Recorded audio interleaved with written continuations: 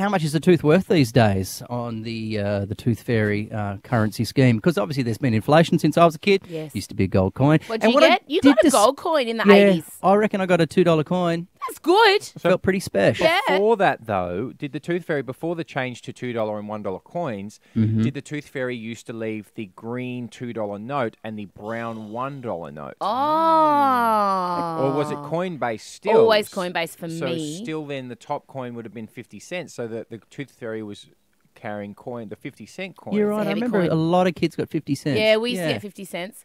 But there's a thing, though, that's called like the first tooth rule, which apparently the dowry. Her little classmates were talking about this, that apparently the first tooth is special, so there's like a special going rate for the Tooth Fairy, which I was not aware of. Neither was I. So then I was sort of discussing it with my wife. I wonder what she's going to bring. I wonder how much it's going to be. And I didn't want to, falsely lead my daughter Sailor to have a certain expectation. What is her expectation? What's the going rate? She doesn't know. She's got no concept of currency. So this is like an open rule for us. But we didn't want her to go to school and feel different to the other kids. So does the Tooth Fairy bring Bitcoin these days? I love that. And what about what did the Tooth Fairy do in your house, Em? Well, the Tooth Fairy, she's still around, annoyingly enough, even though one of the children is 11. Okay. So basically, if the Tooth Fairy's had a few rosés, the price tends to go up.